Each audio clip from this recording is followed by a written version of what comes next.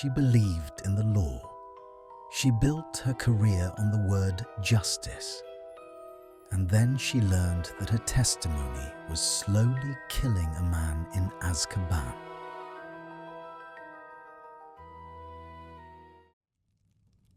The rain against the window of the Department of Magical Law Enforcement did not wash the glass clean.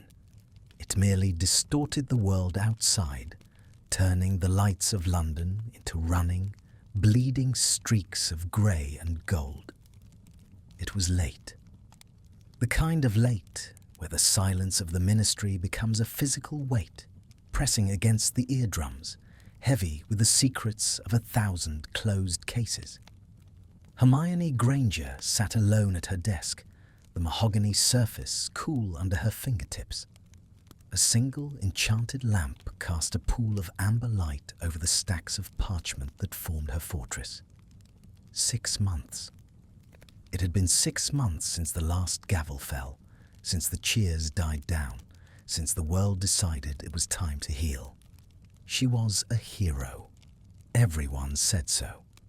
The Prophet ran weekly columns about her meteoric rise in the department, about her unyielding dedication to justice, about her moral compass that pointed true north with the precision of a star chart.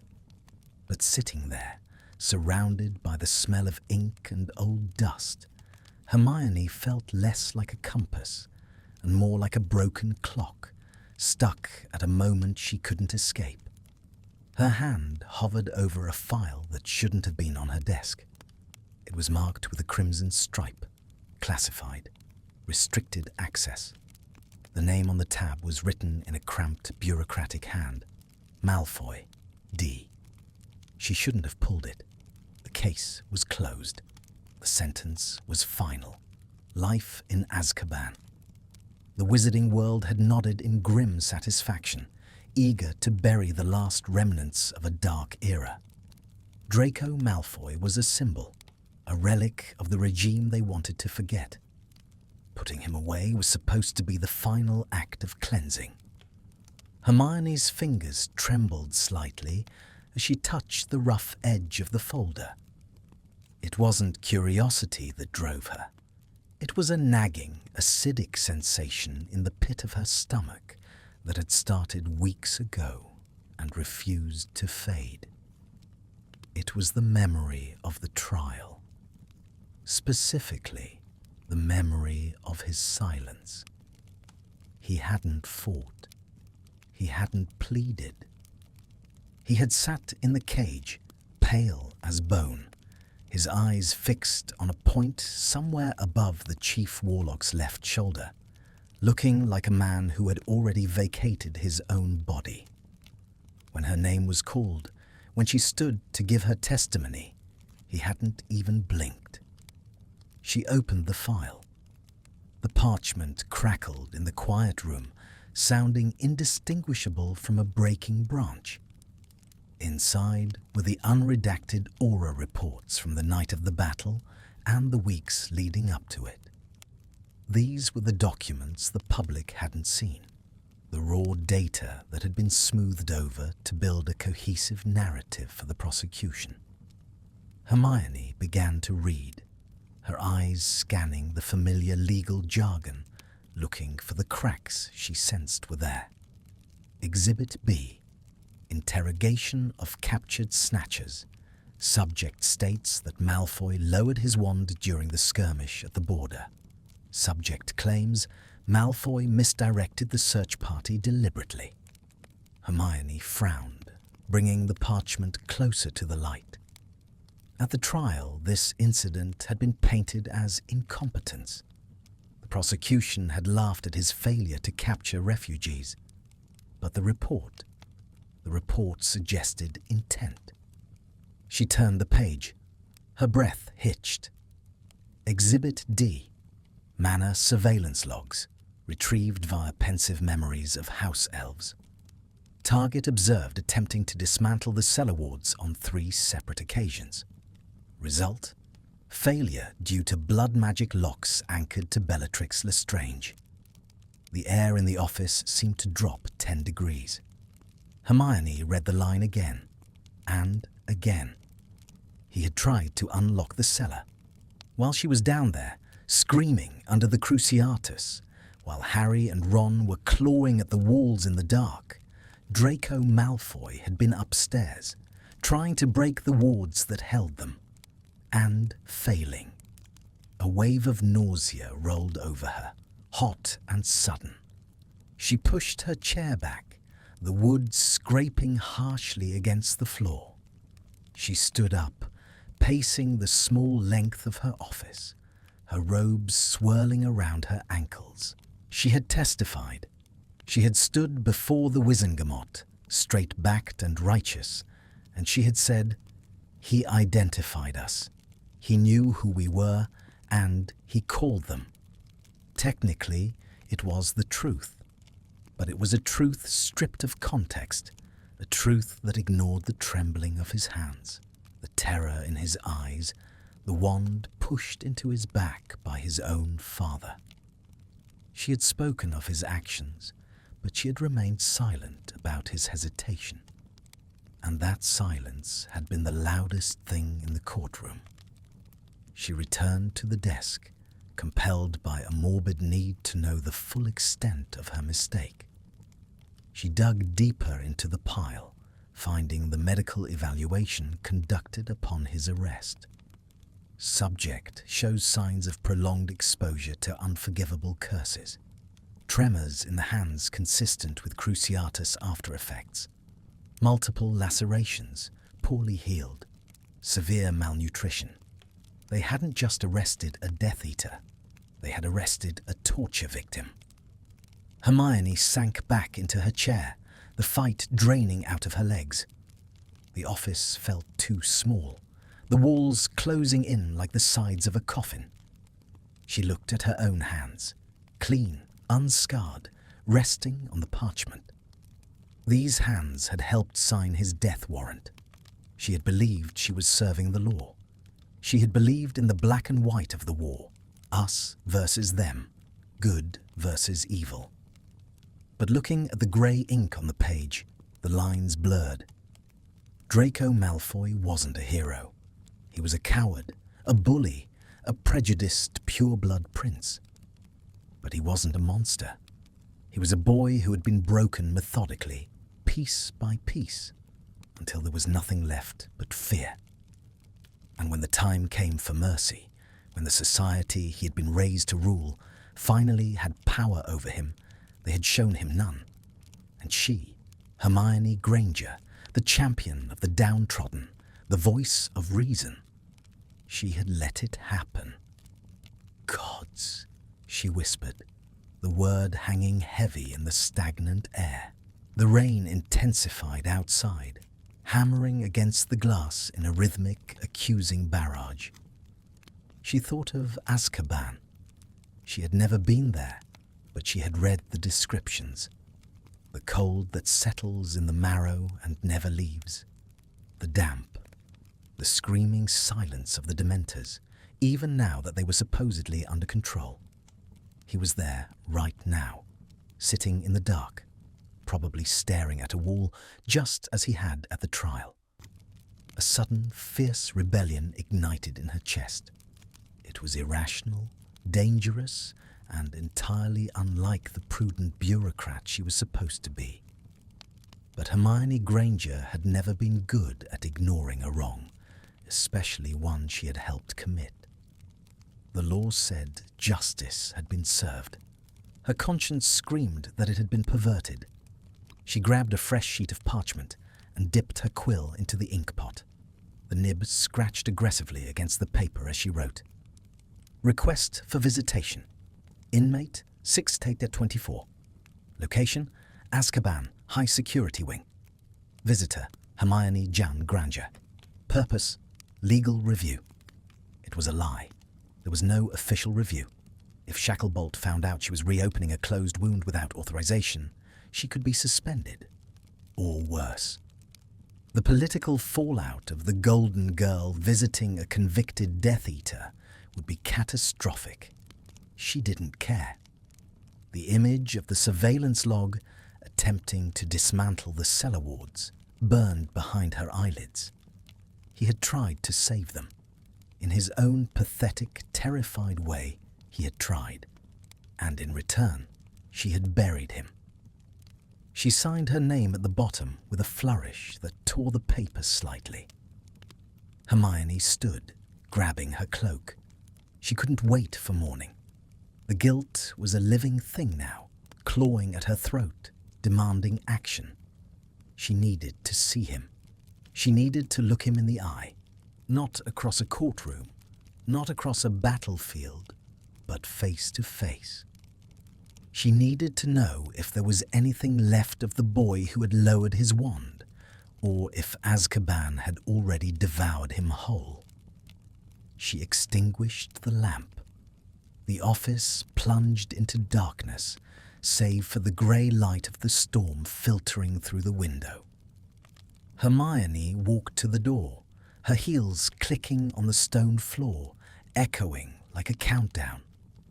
She was stepping off the path of the righteous, stepping into the grey, murky waters where he lived. She was going to Azkaban. And for the first time since the war ended, she wasn't sure if she was on the side of the angels anymore. The world ended where the sea began. That was the only thought Hermione's mind could formulate as the small, iron-hulled ferry crested a wave the size of a cathedral and slammed back down into the trough. The North Sea was not merely water here. It was liquid obsidian, freezing and hostile, churning with a violence that felt personal. Azkaban loomed ahead, a jagged splinter of black rock jutting out of the spray, defying gravity and hope in equal measure. She stood at the prow, her knuckles white where she gripped the railing. The salt spray stung her face, freezing instantly on her skin, but she didn't cast a warming charm. She felt she deserved the cold. She deserved the shivering that started in her spine and radiated outward, rattling her teeth. The ferryman, a hooded figure who smelled of rot and brine, did not speak. He merely steered them toward the gaping maw of the prison dock, a cavernous opening at the base of the fortress that looked like the throat of a leviathan. Stepping onto the stone landing was like stepping into a vacuum. The wind died instantly, replaced by a silence so profound it made her ears ring. The air was stagnant, heavy with the metallic tang of old magic and the damp, earthy scent of despair. It was a smell Hermione remembered from the war, the smell of places where bad things happened and never stopped happening. "Wand!" a voice rasped. A guard emerged from the shadows. He wasn't a Dementor. The creatures had been removed from the perimeter, restricted to the upper solitary levels, but he seemed to have absorbed their gloom. His skin was pasty, his eyes flat. Hermione handed over her vinewood wand. The loss of it felt like a limb being severed. Without her magic, she was just a girl in wet robes, standing in the belly of a beast she had helped feed. "Visitor for 6824, the guard grunted, checking her paperwork. He sneered slightly as he recognized her. "The Ministry sends its best to check on the trash, do they?" "I am here for a legal compliance review," Hermione said, her voice sounding thin and overly posh in the echoing cavern. She hated the tremor in it. She straightened her spine, summoning the ghost of the Gryffindor she used to be. "Lead the way." The walk to the visitors' wing was an odyssey through grey. Corridors of weeping stone, lit by torches that burned with a sickly blue flame, stretched endlessly. There were no screams. The movies and books always described screaming, but the reality of Azkaban was far worse. It was the silence of men who had forgotten how to make sound. They reached a heavy iron door. The guard tapped it with his wand, and the bolts groaned open. 5 minutes, he said, shoving the door wide. Don't touch the glass. Don't pass items. Don't get too close. The wards bite. Hermione stepped inside. The room was small, divided in half by a wall of enchanted glass that ran from floor to ceiling. On her side, there was a simple wooden chair. On the other side, nothing but a stone bench bolted to the floor and shadows that seemed to pool in the corners like spilled ink. She waited. Her heart hammered against her ribs, a frantic, trapped bird. She smoothed her robes. She checked her watch. She unclasped her hands, then clasped them again. Then the door on the far side opened. 2 guards dragged a figure into the room. They didn't walk him. They hauled him, his feet dragging uselessly across the flagstones for a moment before he found his footing. They shoved him toward the bench and retreated, the heavy clank of the lock sealing the room. Hermione stopped breathing. The file had said malnutrition. The file had said trauma. But words on parchment were sterile things. They did not prepare her for the reality of Draco Malfoy. He was a skeleton wrapped in grey rags. The prison uniform hung off him like a shroud, exposing the sharp, jutting lines of his collarbones and the hollows of his wrists. His hair, once the platinum silk he had been so vain about, was dull and matted, shorn unevenly close to his skull. But it was his stillness that terrified her most. He sat on the bench, staring at his own knees, his hands resting limply in his lap. He didn't look up. He didn't acknowledge the change in light or the presence of another human being. He looked like something that had been extinguished. Malfoy, she whispered. The name felt jagged in her throat. Slowly, painfully, he lifted his head. The movement was mechanical, as if his neck were rusted. His eyes found hers. They were grey, but not the storm cloud grey she remembered. They were the colour of stagnant water, flat, empty, and devoid of recognition. For a heartbeat, she thought he didn't know who she was. Then, a flicker. A tiny, cruel spark of life ignited in the depths of his pupils. His lip curled, not into a sneer, but into a grimace of distaste, as if he had smelled something foul. "Granger," he rasped. His voice was a ruin, cracked, dry, unused. It sounded like leaves scraping over stone. "I must be hallucinating. The nightmares usually have more teeth." "It's not a nightmare," Hermione said, stepping closer to the glass.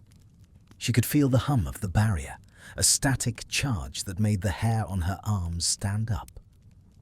"I'm here. I requested a visit." Draco let out a sound that might have been a laugh if it hadn't been so devoid of humour. He leaned back against the cold stone wall, the effort visibly draining him. "A visit? How quaint. Did you come to throw peanuts at the animal? Or did you bring Potter to take pictures for the scrapbook?" "I came to see you," she said, ignoring the barb. She sat in the chair, forcing herself to maintain eye contact, though looking at him felt like an invasion of privacy. He was so exposed. I reviewed your file, Draco." The use of his first name made him flinch. His eyes narrowed, sharpening into slivers of ice. "Don't," he hissed. The lethargy vanished, replaced by a sudden jagged tension. He leaned forward, the chains on his wrists clinking against the bench. "Don't you dare speak to me with that pity in your voice. I can take the guards beating me. I can take the Dementors sucking the warmth out of my lungs. But I will not sit here and be pitied by the mudblood who put me here." The slur didn't hurt. It felt archaic, a reflex from a life that no longer existed. What hurt was the raw, open wound of his pride. "I didn't know," Hermione said, her voice dropping to a harsh whisper. She pressed a hand against the glass, her palm flattening against the cold surface. "The logs, the cellar. I didn't know you tried to dismantle the wards." Draco stared at her hand on the glass. He didn't move to match it. He looked at her fingers as if they were poisonous. "And what difference does that make now?" he asked softly. The anger had evaporated, leaving behind a crushing fatigue. "Does it make you feel better to know? Does it polish your badge a little brighter?" "It changes things," she insisted, leaning in. "It means the trial was incomplete. It means there were mitigating circumstances that weren't presented. If I had known." "If you had known, you would have done exactly the same thing," he cut her off. His gaze bored into hers, uncomfortably perceptive. "You are a creature of rules, Granger. You see the world in lines of ink. I am a Death Eater. I bear the mark. I let them into the school. That is the only truth that matters to your precious law." "I am trying to help you." The words burst out of her, echoing too loudly in the small room. Draco flinched again, and for a second the mask slipped. She saw the terror underneath, the sheer animal panic of a trapped creature being poked with a stick. He wasn't arrogant. He was terrified that hope would kill him faster than the prison could. "Help me," he whispered. He stood up, shaky but determined. He walked to the glass, shuffling in his chains until he was inches away from her face. She could see the spiderweb of broken capillaries in his eyes, the dirt ingrained in his skin. "You want to help me? Leave. Go back to your warm office and your hero's life and forget I exist. That is the only mercy you can offer me." "I can't do that," Hermione said, tears stinging her eyes.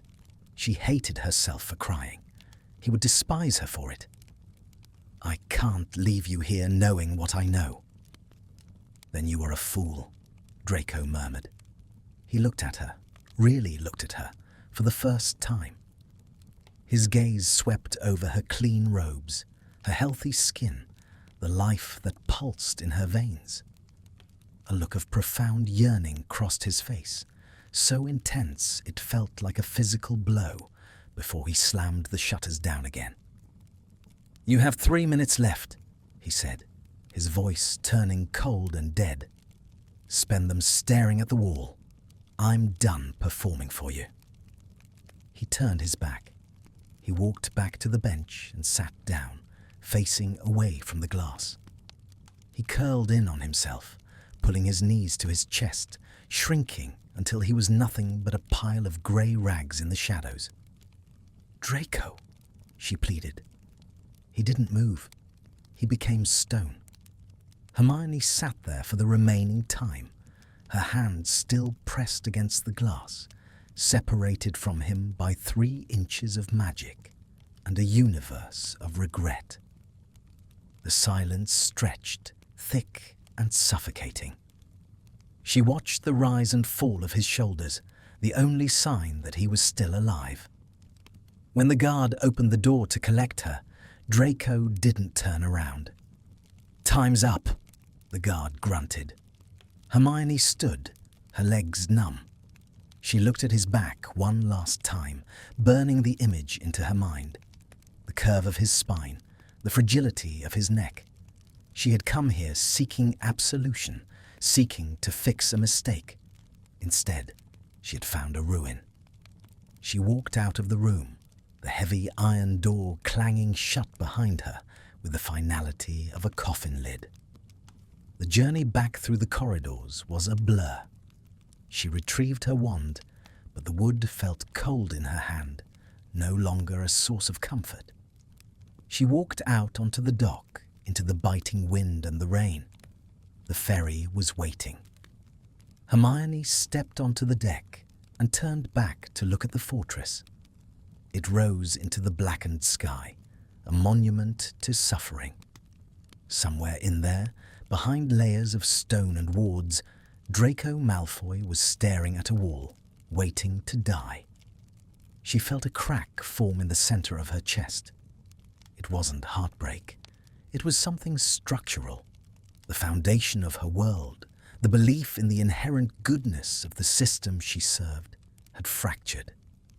She wiped the rain from her face, her jaw setting into a hard line.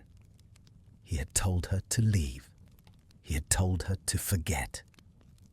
But as the ferry pulled away, cutting through the black water, Hermione Granger knew one thing with absolute certainty.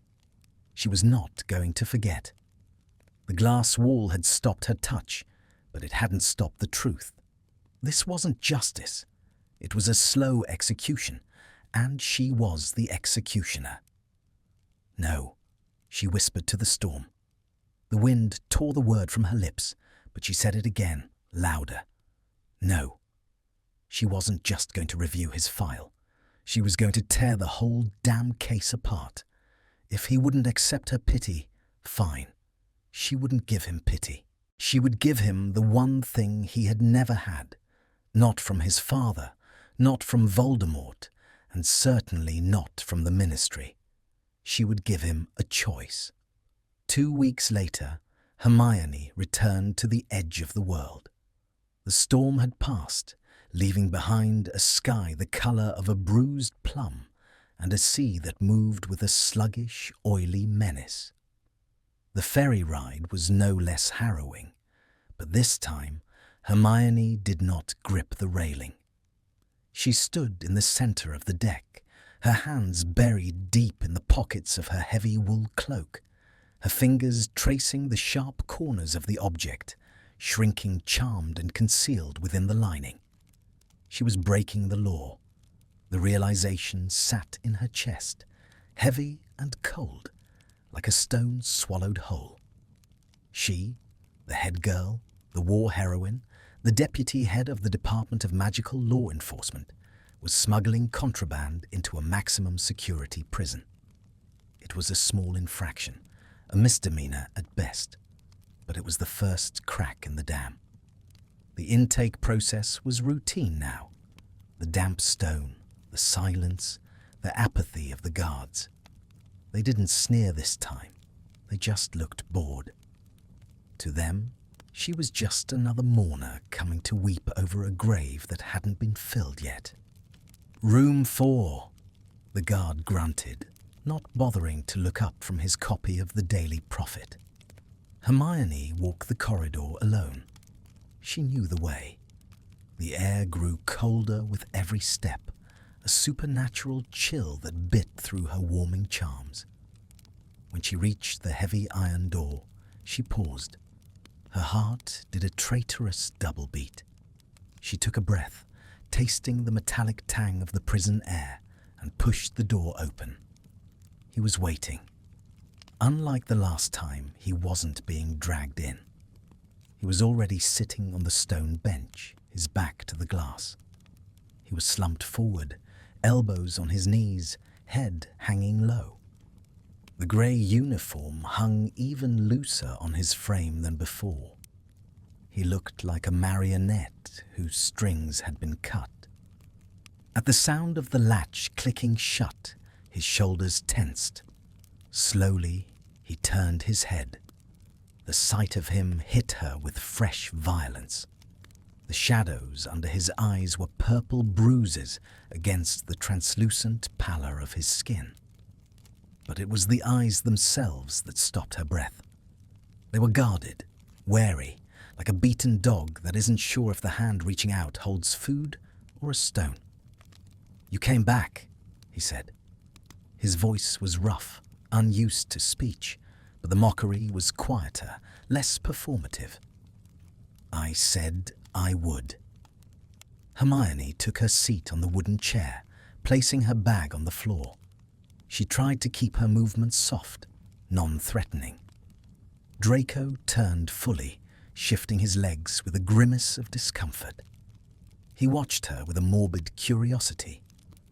Why? Did you run out of charities to manage? Or is the guilt proving harder to wash off than you thought? I'm not here for me, Draco, she said quietly. Liar. He spat the word, but it lacked heat. He leaned his head back against the wall, closing his eyes. Everyone is here for themselves. The guards enjoy the power. The ministry enjoys the safety. You enjoy the penance. It makes you feel noble to sit with the monster. I don't think you're a monster. His eyes snapped open. A flash of genuine anger burned there. Don't lie to me, Granger. I can stand your presence, but I cannot stand your benevolence. I am a Death Eater. I bear the mark. I let them in. I know, she said, her voice steady. I know what you did, but I also know what you didn't do. She reached into her robe. Draco flinched, his body recoiling instinctively as if he expected a wand. Instead, she pulled out a thick, leather-bound folder.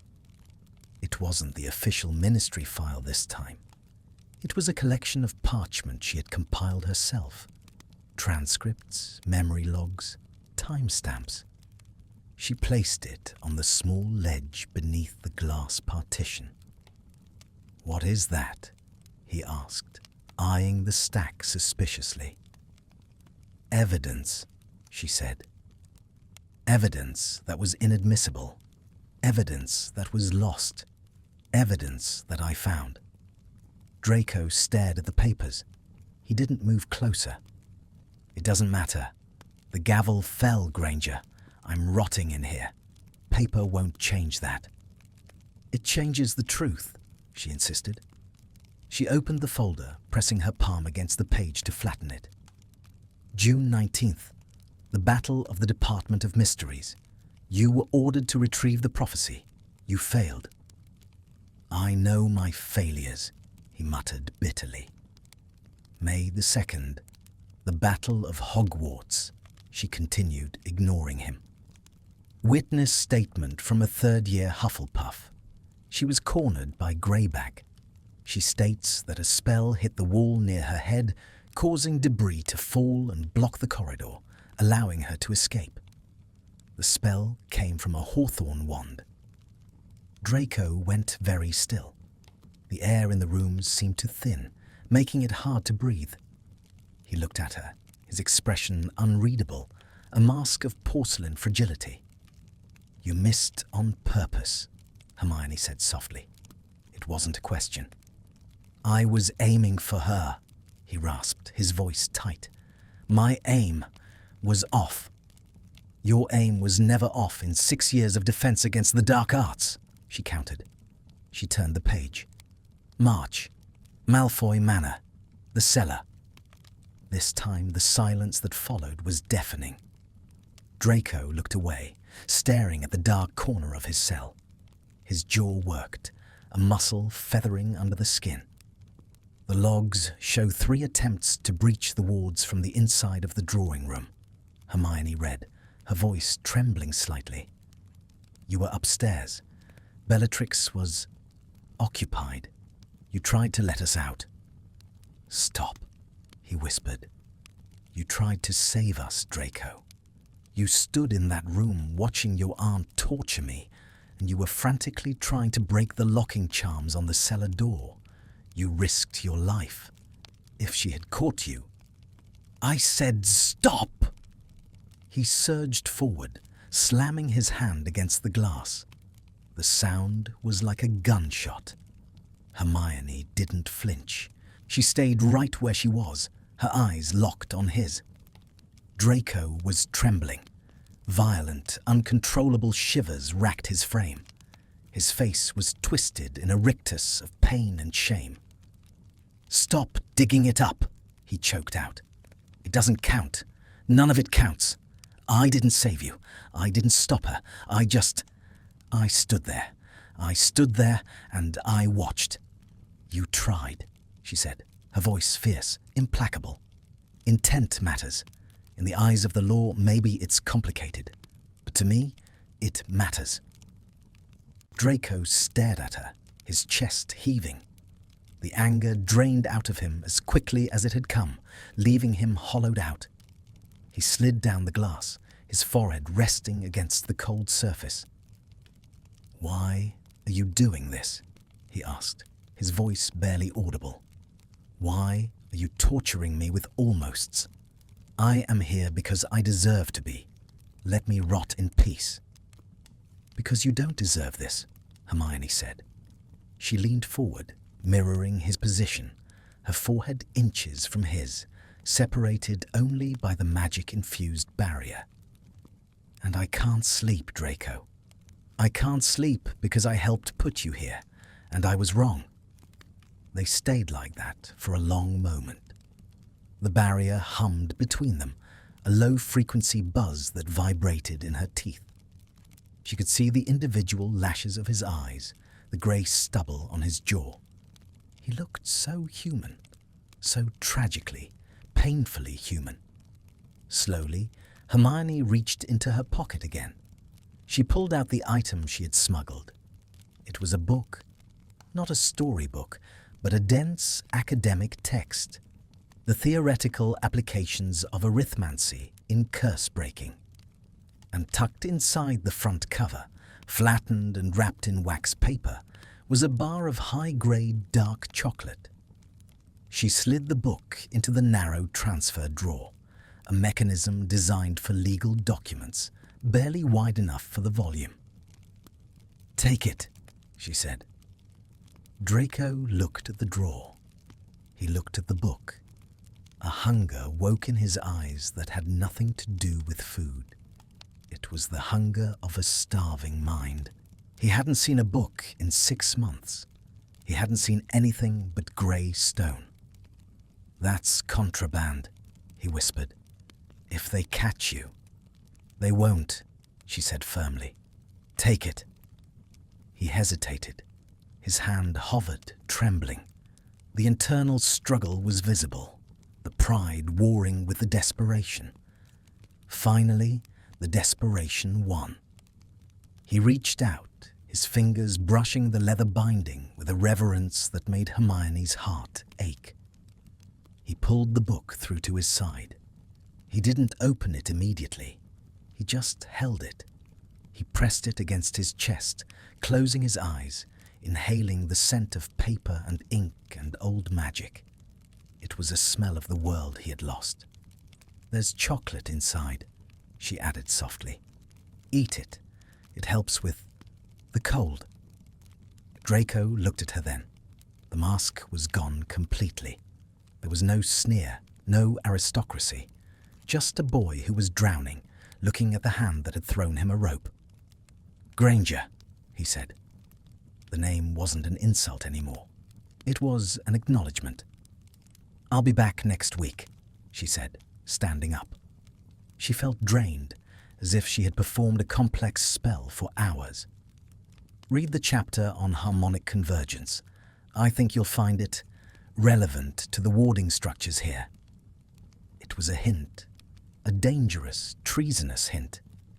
She saw the spark of intelligence flare in his eyes, the sharp, calculating mind of Draco Malfoy waking up from its stupor. He understood. "Why?" he asked again, searching her face. Hermione paused at the door. She looked back at him, the prisoner, the enemy, the boy who had made her childhood hell, the man who had tried to save her life in the dark. "Because," she said, her voice steady in the quiet room. "The war is over, Draco. Someone has to start acting like it." She signaled the guard. The door opened. As she stepped out into the corridor, she heard a sound behind her. A rustle of paper, the snap of chocolate being broken. And then a silence that felt different. It wasn't the heavy, dead silence of Azkaban. It was the silence of someone reading. The silence of a mind at work. Hermione walked back toward the boat, the rain beginning to fall again. She had broken the rules. She had compromised her position. She had given a weapon, knowledge, to a convicted criminal. She should have felt guilty. She should have felt afraid. Instead, as she stepped onto the rocking deck of the ferry, Hermione Granger felt the first stirrings of something she hadn't felt in a long time. Hope. But underneath the hope, a darker realization was taking root. She hadn't just given him a book. She had made a promise. And to keep it, she would have to do much more than smuggle chocolate. She would have to break the very world she had fought to save. The sea churned black and endless beneath her, and for the first time, Hermione didn't look back at the shore. She looked at the horizon, where the storm clouds were gathering, and wondered just how far she was willing to fall. The storm did not just rage, it besieged the fortress. This was not weather as the Muggle world understood it. This was an atmospheric convergence of ancient leaking magic. The sea battered the base of Azkaban with the force of a battering ram, sending tremors up through the bedrock that Hermione could feel in the soles of her boots as she walked the corridor. The torches in the sconces hissed and sputtered, their blue flames bowing low before invisible draughts, casting long, frantic shadows that danced like starving wraiths against the weeping stone. Hermione held her breath. The air pressure was immense, a physical weight pressing against her temples. The wards were straining. She could hear them, a high-pitched, tectonic grinding sound, like metal screaming under stress. "Keep moving!" the guard barked from behind her. He was nervous. His wand was drawn, the tip glowing with a harsh luminescence. Even the jailers were afraid tonight. When she reached the visiting room, the heavy iron door rattled in its frame before the bolts even retracted. She stepped inside, and the door slammed shut behind her with a finality that made her jump. The room was plunged into semi-darkness. The storm outside had blotted out the moon, and the only light came from the flickering magical sconce on the wall, which was buzzing like a dying insect. Draco was there. He wasn't sitting on the bench. He was standing by the glass, his forehead pressed against the reinforced pane, his hands splayed out on the surface as if he were trying to push through it by sheer force of will. He was shaking.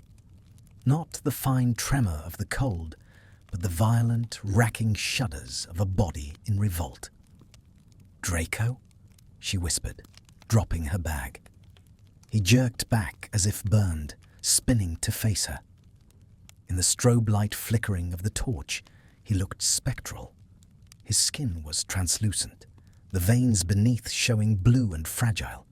His eyes were wide, the pupils blown, swallowing the grey irises. "They're loud tonight," he said. His voice was a raw scrape of sound. "The Dementors. The storm excites them. They're hungry." Hermione stepped closer to the glass, her heart twisting. "I thought they were moved to the upper levels. I thought the Ministry guaranteed." "The Ministry lies." He cut her off, a frantic edge to his words. He began to pace the small confines of his cell, 3 steps one way, 3 steps back. "The wards are fluctuating. The barrier is thin. I can hear them, Granger. I can hear the rattling of their breath. I can hear my mother screaming." He stopped pacing and looked at her, his expression shattering. "It sounds just like the drawing room." The words hung in the air, heavy and suffocating. The drawing room, Malfoy Manor. Hermione felt the blood drain from her face. The temperature in the room seemed to plummet. She wasn't in a prison anymore. She was back on that Persian rug, smelling the scorched ozone of the Cruciatus curse. hearing the high maniacal laughter of Bellatrix Lestrange. She could feel the phantom pain of the knife carving letters into her arm. "I know," she whispered. Her voice trembled, but she forced herself to hold his gaze. "I hear it too. Sometimes, when it's quiet, I can still smell the lavender polish on the floorboards." Draco stopped moving. He looked at her, and for the first time the frenetic energy left him, replaced by a haunting stillness. He walked slowly back to the glass, drawn by the confession. "You remember the polish?" he asked softly. "I remember everything," she said. She stepped up to the barrier, close enough that her breath misted the glass. "I remember the chandelier. I remember the way the light hit the crystals. And I remember you." Draco flinched. "Don't." "I remember looking up," she continued, her voice gaining strength, driven by a need to excise the poison between them. "I was on the floor. Everything was blurring. But I saw you. You were standing by the fireplace. You were so pale, you looked like part of the marble. You were gripping your wand so hard, I thought it would snap." "I was a coward," he spat, closing his eyes. "I stood there and watched my aunt carve you up like a roast." "You were a child," Hermione corrected fiercely. "We were children, Draco, thrown into a war we didn't start, forced to make choices that broke us. I made the wrong ones. You made the only ones you could to survive." She pressed her hand against the glass, directly over where his heart would be. "I read the book I gave you, the chapter on curse scars. It says they ache when dark magic is near. Is that why you're shaking?" Draco opened his eyes. They were wet. He looked at her hand on the glass. Then slowly, hesitantly, he raised his own. He didn't touch the glass immediately. He hovered his palm inches away from hers, measuring the distance, measuring the risk. "It doesn't just ache," he confessed, his voice barely audible over the thunder rolling outside. "It burns. It feels like the mark is waking up, like he's still here. Sometimes I think I died in that fire in the room of requirement, and this is just hell." "You're not dead," Hermione said firmly. "You are alive. You are here with me." "Am I?" He finally pressed his hand against the glass, aligning his long, slender fingers with hers. The contact was impossible, separated by 3 inches of enchanted polymer, but the visual impact was electric. Pale skin against pale skin, separated by an invisible wall. Hermione felt a jolt go through her, a sudden, fierce connection that bypassed logic. "You're here," she repeated, "and I'm not leaving you." Draco stared at their hands. The lines of his face softened. The frantic terror of the Dementors seemed to recede, anchored by her presence. For a moment, the prison walls dissolved. It was just the two of them, the only 2 people in the world who carried the specific, jagged scars of that night in the manor. "Granger," he murmured, and there was a strange note in his voice. Not gratitude exactly, but wonder. "Why are you really here? It's not just guilt. Guilt fades. This is something else." "I don't know," she admitted, her voice catching. "I just know that when I'm out there, in the world, I feel like I'm acting in a play. Everyone wants the war to be over. They want to celebrate. But I'm still in the forest. I'm still in the tent." She looked up at him, her eyes searching his. "You're the only one who doesn't expect me to be whole." Draco's breath hitched. He leaned his forehead against the glass again, his eyes locking onto hers. The distance between their faces was nothing, and yet it was everything. We are broken things, you and I, he whispered. Jagged edges. If we get too close, we'll just cut each other. Maybe, Hermione whispered back. Or maybe the pieces fit. The tension in the room shifted. It wasn't the hostile tension of their first meeting, nor the intellectual tension of the second. This was heavy, magnetic. It was the air before a lightning strike. Draco looked at her mouth, then back to her eyes, a hunger in his gaze that had nothing to do with food and everything to do with being seen. For a heartbeat, Hermione forgot where she was. She forgot the law, the badge, the past. She just wanted to break the glass. She wanted to reach through and take the shaking out of his hands. Crack! The sound was deafening. Not thunder, but the heavy metallic slam of the outer door being thrown open. The intimate bubble burst violently. Draco ripped his hand away from the glass as if he had been scalded. He stumbled back, his face transforming instantly. The vulnerability vanished, slammed behind a wall of occlumency so hard it was painful to watch. His features smoothed into a mask of cold indifference, his posture rigid. A guard stormed in, a different one this time. Big, scarred, with a cruel set to his mouth. He was followed by two others. "Visit's over," the lead guard barked, his voice booming in the small space. "Security lockdown. The storm is breaching the lower perimeter. All prisoners to containment." "I have 10 minutes left," Hermione protested, turning on her heel, her authority flaring up.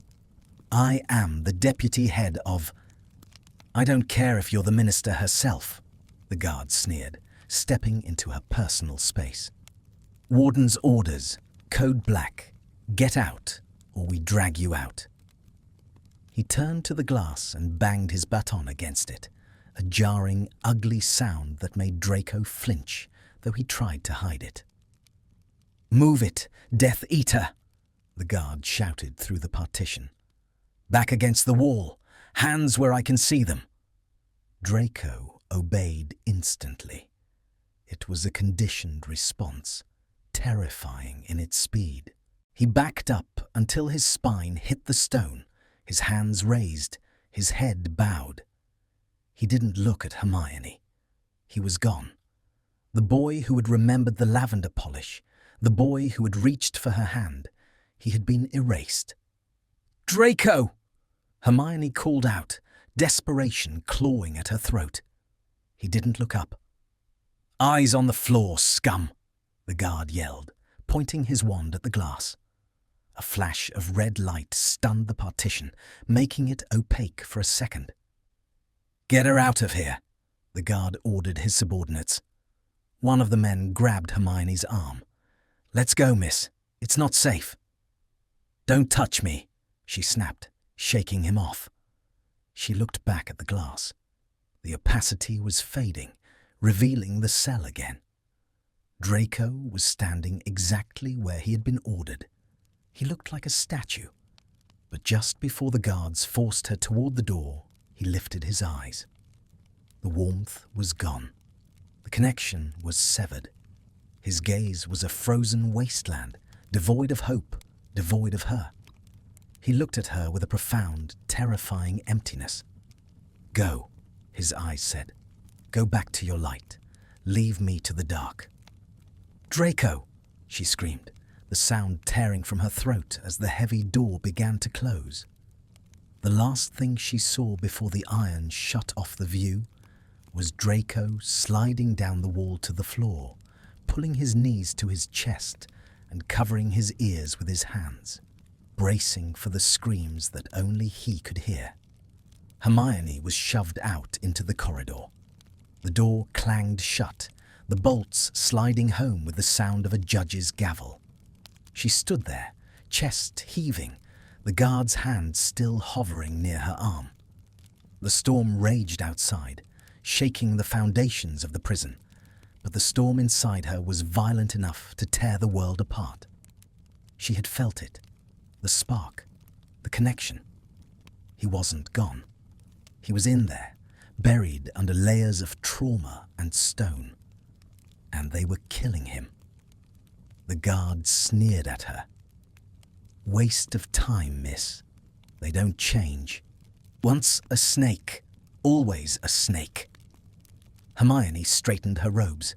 She turned to the guard, her face composed into a mask of terrifying calm, her eyes hard as diamonds. "You're wrong," she said, her voice ice cold. "Everything changes." She turned and walked away, her heels striking the stone with a rhythmic, martial cadence. She wasn't just walking away, she was marching to war. The law had failed. The system was broken. The justice she served was nothing but vengeance wearing a mask. As she reached the dock, the wind whipping her hair across her face, Hermione Granger made a choice. She stopped thinking about appeals. She stopped thinking about retrials. She stopped thinking about the rules. She looked up at the high, dark window of the tower, where she knew he was huddled in the dark. "Hold on," she whispered into the gale. "Just hold on." The seesaw had tipped. There was no going back to the middle. The warmth of his hand on the glass had burned away her hesitation. If the law wouldn't let him out, she would burn the law to the ground. November bled into December, bringing with it a cold that felt personal, a frost that sought out the marrow of bones and settled there. London was beginning to dress itself in the trappings of Yule. Shop windows in Diagon Alley glittered with enchanted snow, and the ministry atrium was dominated by a colossal fir tree, decorated with floating golden orbs that hummed with cheerful carols. To Hermione, the festive atmosphere was grotesque. It felt like applying rouge to a corpse. She stood in the minister's office, her hands clasped behind her back, her posture rigid. Kingsley Shacklebolt sat behind his desk, looking weary. The years of reconstruction had aged him, etching deep lines around his eyes. "The answer is no, Hermione," he said, his voice deep and final. "You haven't even read the addendum," Hermione argued, her voice tight. "The evidence regarding the coercion of the Malfoy family is politically irrelevant," Kingsley cut in, dropping a heavy file onto the desk. "The public wants peace, Hermione. They want closure. Reopening the Malfoy case now, especially after the reports of unrest in the pureblood circles, it would destabilize the administration. We cannot afford to look soft on Death Eaters."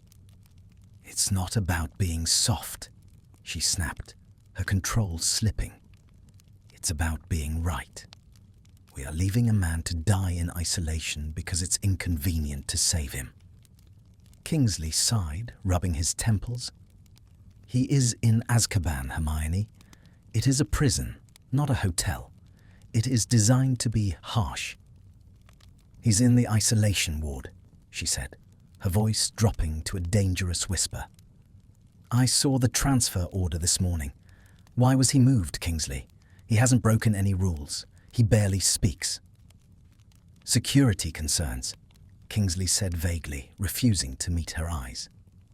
"There were threats from other inmates. It's for his own protection." "Protection?" Hermione let out a sharp, incredulous laugh. "Putting a malnourished, trauma-compromised wizard in a cell with no light and dampened magic isn't protection. It's an execution." "The subject is closed," Kingsley said, his tone hardening into the voice of the Minister of Magic. "Go home, Hermione. Take a holiday. You're too close to this." She stared at him for a long moment, realizing with a sickening clarity that the man she respected, the man who had fought beside her in the Order, was gone.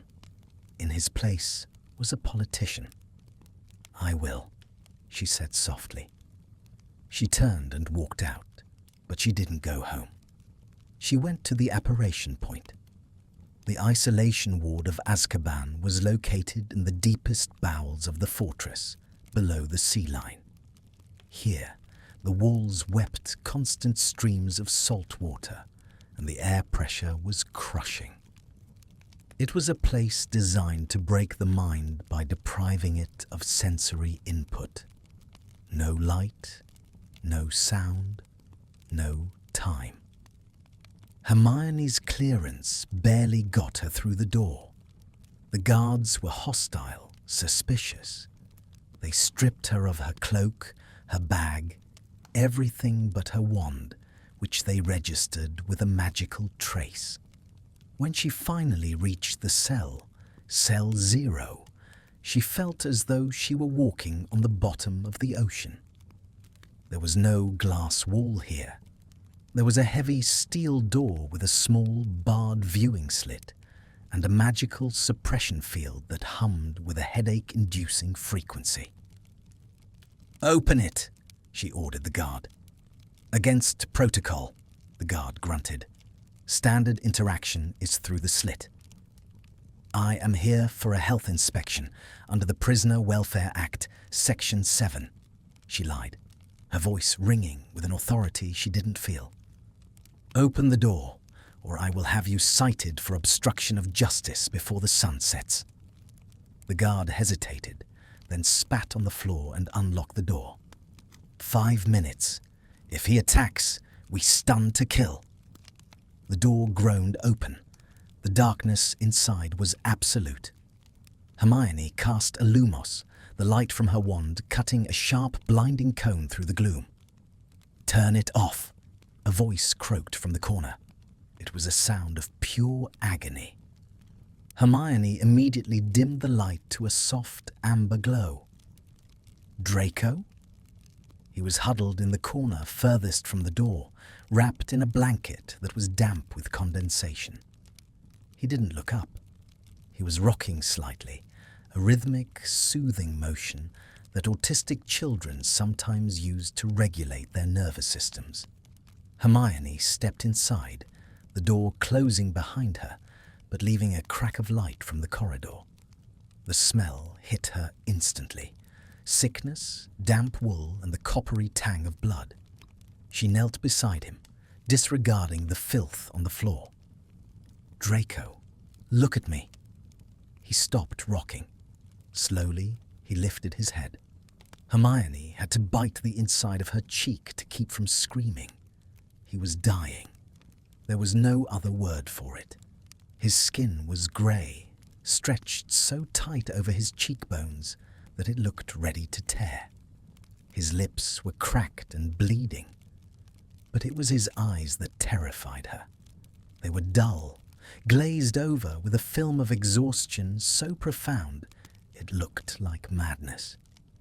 "You shouldn't be here," he whispered. His breath rattled in his chest, wet and heavy. "It's the hole. They put me in the hole." "I know," she said, her voice trembling. She reached out to touch his arm, but he flinched away, scrambling back into the corner like a frightened animal. "Don't," he gasped. "Don't touch. I'm contagious. Or cursed. I don't know." "You are neither," she said firmly. She reached out again, and this time she grabbed his wrist. His skin was ice cold. His pulse was a frantic, thready flutter under her fingertips. "You have pneumonia, Draco, or magical exhaustion. You need a healer." "No healers," he mumbled, his head lolling back against the wet stone. "Just time. Just waiting." "Waiting for what?" "For it to stop," he said simply. He looked at her, and a flicker of recognition pierced the haze. "Granger, why do you keep coming back? You're making it harder." "Harder to what?" "To let go." The confession hung between them, stark and terrible. He was giving up. The fight that had kept him alive for 6 months, the spite, the pride, the fear, it had all run out. The isolation had done its job. It had severed his tether to the world. Hermione felt a cold rage ignite in her stomach. It wasn't the fiery anger of Gryffindor. It was something colder, sharper. It was the calculated fury of a woman who realizes that the rules are just a game played by men who don't bleed. She looked at him. This boy who had been her enemy, her tormentor, and now her ghost. She looked at the sharp line of his jaw, the tangled mess of his hair, the elegant hands now scarred and dirty. She realized then that she didn't care about the law. She didn't care about the ministry. She didn't care about right and wrong. She just cared that he was dying, and she wasn't going to let him. "Listen to me," she said, her voice dropping to a fierce, low register.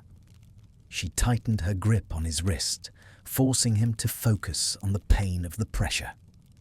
"You are not going to let go. Do you hear me? I forbid it." Draco let out a weak, breathy laugh. "You forbid it. Always bossy. Always the prefect." "I'm serious, Draco." She leaned in close, ignoring the damp, ignoring the smell. She needed him to see her. "The appeals are dead. Kingsley denied the retrial. The legal path is closed." Draco closed his eyes. "Then go. Let me finish this." "No." She moved her hand from his wrist to his face, cupping his cheek. His skin was rough, covered in stubble, but he leaned into her touch instinctively, starving for the warmth. "I'm not leaving you here," she whispered. "If they won't let you out, I'm taking you out."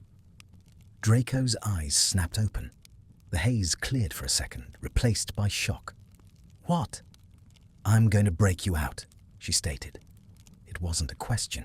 It was a fact. He stared at her, searching her face for the lie, for the madness. "You're insane. You're the golden girl. You're the law." "The law is wrong," she said, her voice hard as steel. "I tried to do it their way. I tried to use the system, but the system wants you dead.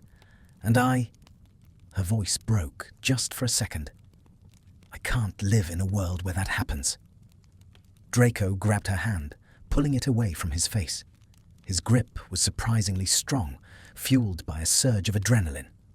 No, Granger, listen to me. You can't. You'll lose everything. Your job, your friends, your reputation. You'll be a fugitive." "For who? For me?"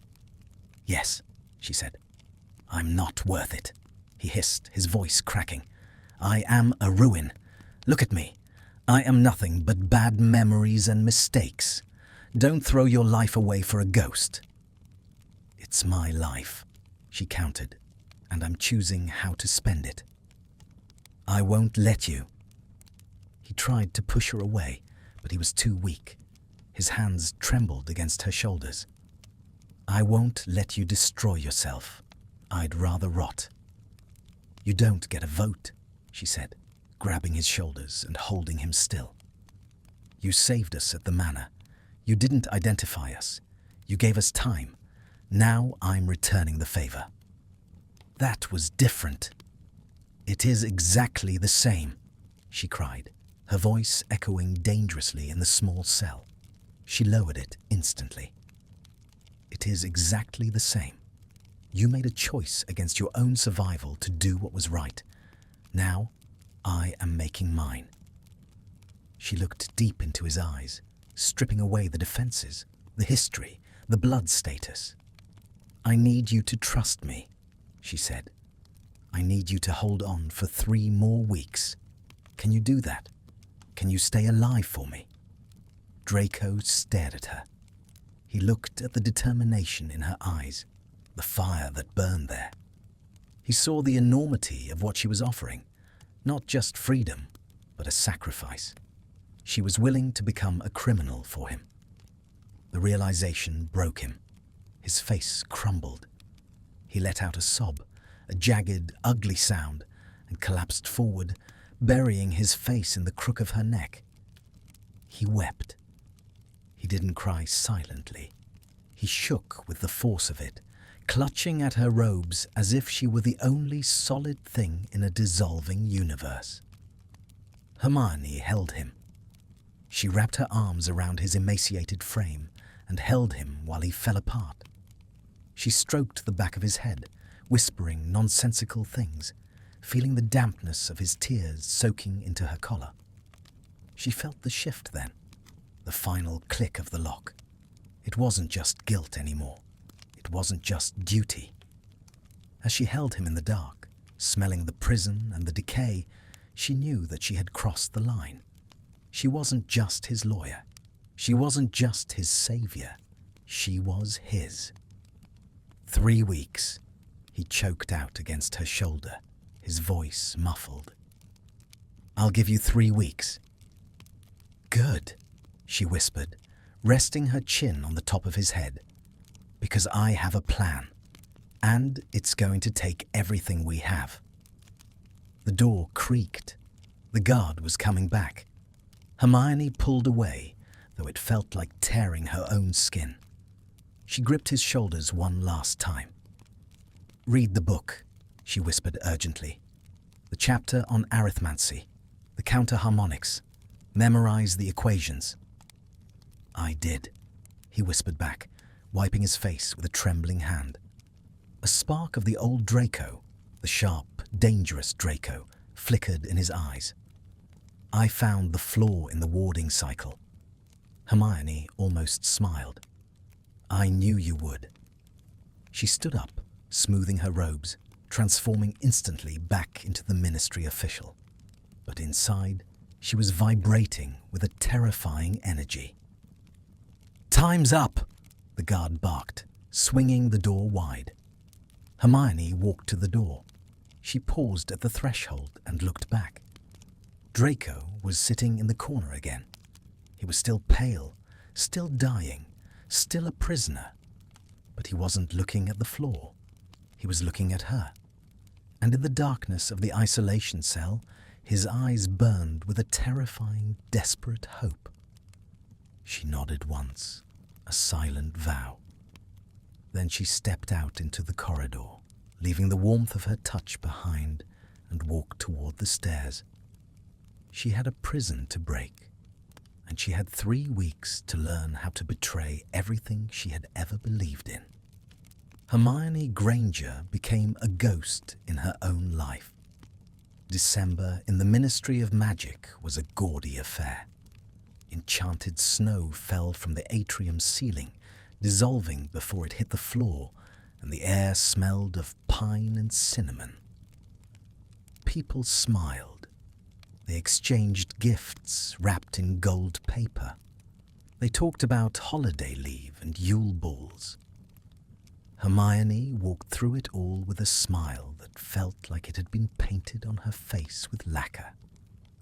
She nodded at colleagues, signed authorization forms, and accepted a tin of biscuits from Arthur Weasley with a hug that felt like a betrayal. "I am going to destroy this," she thought, looking around the bustling office. "I am going to burn my reputation to the ground." The realization didn't scare her anymore. It clarified her. By day, she was the model bureaucrat. She attended budget meetings and organized the department's annual gala. By night, she became something else entirely. She became a thief, a spy, an architect of treason. Her flat, once a sanctuary of books and warmth, had transformed into a war room. The curtains were permanently drawn. Maps of Azkaban, stolen from the deepest archives of the Department of Magical Construction, were plastered over the wallpaper. Complex arithmancy charts covered the floor, a sea of numbers and runes that calculated the impossible, the precise magical frequency of the prison's warding cycle. She barely slept. When she did, she dreamed of grey stone and drowning.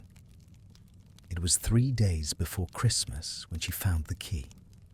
She was sitting on the floor, surrounded by mugs of cold tea, staring at the ward rotation schedule she had lifted from Kingsley's private desk while he was at lunch. The wards of Azkaban were designed to be impenetrable. They rotated every hour on a randomized algorithm based on the lunar cycle. But nothing human-made was perfect. Even magic had a heartbeat, a moment of diastole and systole. Hermione traced the line of the equation with a trembling finger. There. At the turn of the year, during the transition between the old calendar cycle and the new, the algorithm had to reset. It was a fraction of a second, a hiccup in the mathematical fabric of the protection spells, a ghost second. Ideally, the backup wards covered it, but the backup wards were anchored to the bedrock, and the bedrock. She remembered Draco's note, passed to her during her last visit inside a wrapper of a sugar quill. The salt erosion in the lower levels has destabilized the rune anchors in Sector 4. Sector 4, the isolation wing. If she could trigger a localized disruption in Sector 4 exactly at midnight on New Year's Eve, the reset lag would expand from a microsecond to nearly 3 minutes. 3 minutes to get in, 3 minutes to get out. Hermione sat back, her heart hammering against her ribs. It was suicide. It was brilliance. It was the only way. The final visit was different. Because it was Christmas Eve, the prison was operating on a skeleton crew. The usual gloom was punctuated by the guards' lethargy. They wanted to be home, or at least drunk. Hermione's request for a holiday welfare check had been granted with a roll of the eyes and a wave of a hand. She didn't meet him in the glass room. She didn't meet him in the cell. Because of the holiday staffing shortage and her high clearance, she was granted a supervised walk in the high-security exercise yard, a stone pit open to the sky, surrounded by walls that stretched up endlessly. It was snowing. Real snow, not the enchanted fluff of the ministry. It swirled down into the pit, landing on the grey stone and melting instantly. Draco was waiting for her. He was standing near the wall, looking up at the square of grey sky. He looked better. The 3 weeks of having a purpose, of knowing she was working for him, had ignited something in him. He was still too thin, his face gaunt, but the vacancy was gone from his eyes. They were sharp, calculating, alive. "You look terrible, Granger," he murmured as she approached. He kept his voice low, his lips barely moving. The guard was standing by the door, shivering and uninterested, but they couldn't take risks. "Merry Christmas to you too," she whispered, stepping up beside him. She didn't look at him. She looked at the wall, mimicking his posture. "I found it. The gap." Draco stiffened. "The reset?" "Yes. New Year's Eve. Midnight. The transition creates a harmonic dissonance in the primary wards. Combined with the erosion you identified in Sector 4, I can force a breach." She felt him turn his head toward her. The intensity of his gaze was physical, like a touch on her cheek. "A breach," he repeated. "You're going to blow a hole in Azkaban." "No. Explosions trigger the lockdown seals. I'm going to dissolve the wall, just for 3 minutes. I've synthesized a solvent potion based on the arithmancy equation. If I apply it to the outer wall of your cell at the exact moment of the reset, the stone will revert to sand." Draco was silent. She could hear his breathing, shallow, controlled. "And then?" he asked. "Even if I get out of the cell, the anti-apparition wards cover the whole island. We'd be trapped on the rocks." "Not if we don't apparate," she said. She risked a glance at him. He was staring at her with a mixture of awe and horror. "The ferry," he realized. "You're going to hijack the ferry." "No," she corrected. "I'm going to steal the warden's personal skiff. It's docked at the private landing, closer to Sector 4. It's fast, and it's keyed to his magical signature." "Which you don't have." "I have polyjuice," she said simply. "And a strand of his hair I pulled off his cloak in the lift yesterday." Draco closed his eyes. A pained expression crossed his face, as if he were watching a beautiful thing shatter. "You've thought of everything," he whispered. "You've become a criminal, Hermione." The use of her first name, spoken with such quiet devastation, made her throat tight. "I learned from the best," she tried to joke, but it fell flat. "Stop." He turned his body toward her, shielding her from the guard's line of sight. He reached out, his hand hovering near her arm before gripping her elbow. His touch was desperate, tight. "Stop this. Don't come back." Hermione looked up at him, startled. "What?" "The plan is brilliant," he said, his voice urgent, rushing out of him. "It's genius, but the variables. Granger, if you miss the window by a second, the wards will rebound. They'll liquefy you. If the warden checks his boat, if the guard in the corridor isn't asleep. I've calculated the risks, Draco." "You can't calculate luck," he hissed. His eyes were wild now, the fear for her overriding his desire for freedom. "I can't let you do this. I won't be the reason you end up in the cell next to mine. Or worse." He squeezed her arm, his fingers digging into the wool of her cloak. "Go home. Burn the maps. Forget me. Live your life. Please. I am begging you." Hermione looked at his hand on her arm, then up to his face. She saw the guilt that was eating him alive, the belief that he was a poison that destroyed everything he touched. He was trying to save her from himself. It was the most noble thing she had ever seen him do, and it was too late. "You think this is still about you?" she asked softly. Draco blinked. "What? You think I'm doing this just for you?" She stepped closer, invading his space, forcing him to look at her. "I'm doing this for me, Draco. Because if I leave you here, if I walk away now, the part of me that matters, the part of me that is real, will die. I will just be a shell stamping papers for the rest of my life." She reached up and covered his hand with hers.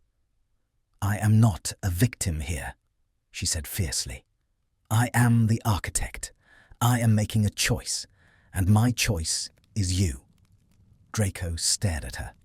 The snow caught in his eyelashes. He looked for a long time, searching for doubt, for hesitation. He found none. He found only the same terrifying determination that had helped defeat a Dark Lord. Slowly, the fight went out of him. He didn't let go of her arm. Instead, his grip shifted. It became an anchor. "You're a terrifying witch, Granger," he whispered, his voice thick with emotion. "I know," she said. "Midnight, New Year's Eve. Be ready. Do not sleep. When you feel the walls start to vibrate, stand back." "I'll be ready," he vowed. "Time's up," the guard yelled from the doorway, stomping his feet to warm them. "Let's move it. 6824. Draco didn't move immediately. He held her gaze for 1 second longer, a moment of silent, profound communication. In that look, there was no history, no blood status, no war. There was only the terrifying precipice of the future. "Trust me," her eyes said. "I do," his eyes answered. "God help me. I do." He let go of her arm. He stepped back, the mask of the prisoner sliding back into place, but it didn't fit as well as before. Underneath, the man was coiling, preparing to strike.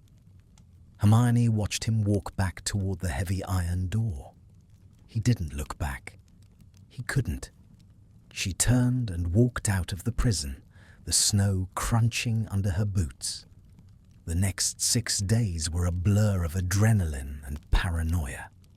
Hermione finalized the preparations. She brewed the solvent potion in a cauldron hidden in her bathtub, the fumes acrid and metallic. She wrote letters she would never send, to Harry, to Ron, to her parents, apologizing, explaining, lying. She burned them all in the sink. She sat in her office at the ministry, watching the clock tick. Every person she spoke to felt like an obstacle. Every laugh she heard felt like a judgment. She was stealing supplies from the evidence locker. Peruvian instant darkness powder, a charmed rope ladder, an unauthorized portkey she had confiscated months ago and never logged.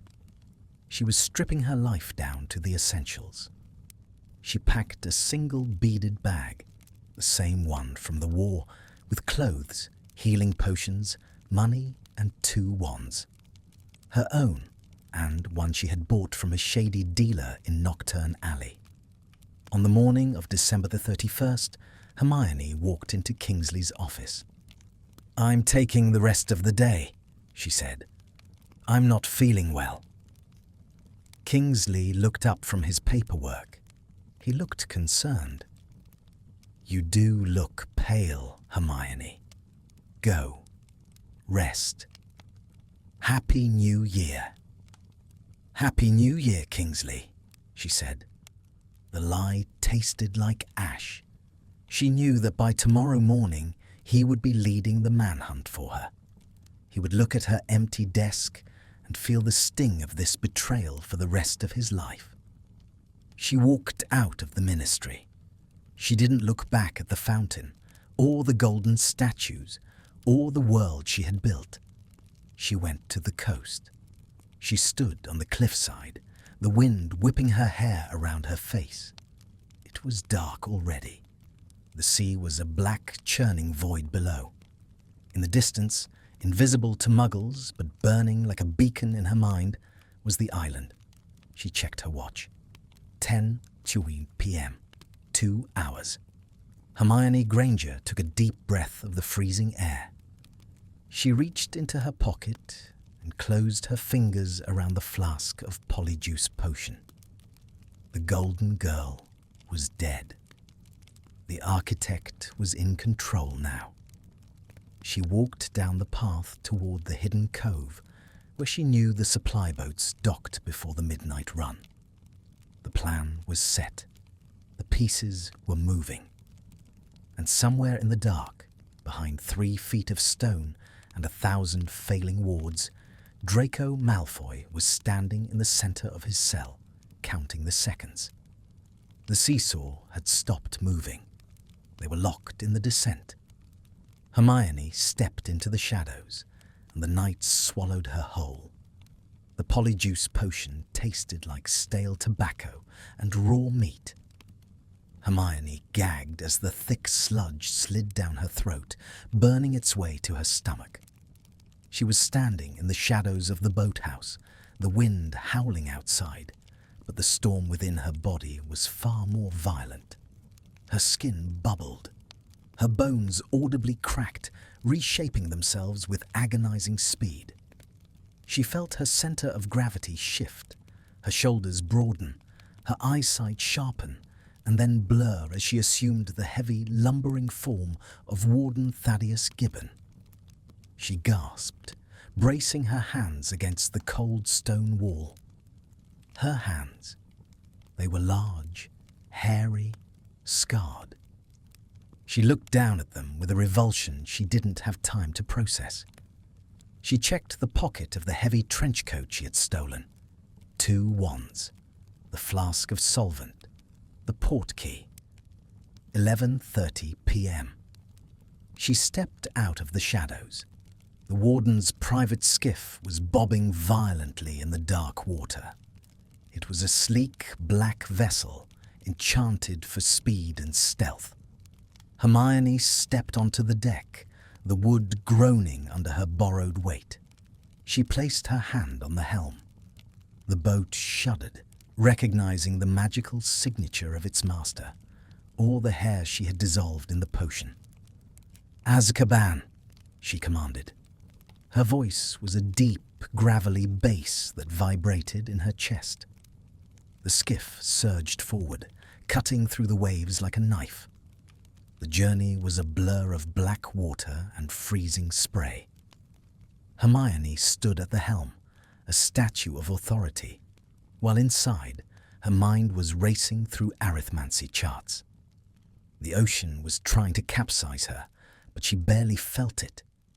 She was entirely focused on the island growing larger in the gloom, a jagged tooth of rock against a sky devoid of stars. She docked at the private landing in Sector 4. 2 guards were waiting, huddled in their cloaks against the sleet. "Warden!" one of them shouted over the wind, saluting hastily. "We weren't expecting you. Is there a problem?" "Routine inspection," Hermione barked, channeling every ounce of Gibbon's known cruelty. "I had a report of a fluctuation in the lower wards. If I find you lot sleeping on the job again, you'll be feeding the Dementors yourselves." The guards paled and stepped aside. "All clear, sir. Proceed." She swept past them, her heavy boots clanging on the metal gangway. She was in. The prison was colder than she remembered. The dampness here was aggressive. It sought out warmth and extinguished it. Hermione marched through the corridors, her face set in a scowl. Every time she passed a patrol, her heart seized, but they merely nodded and hurried out of her way. The warden was a man to be feared, and tonight that fear was her shield. She reached the elevator to the isolation wing. She jammed the key into the slot, and the grate rattled shut. The descent was slow, a grinding journey into the Earth's crust.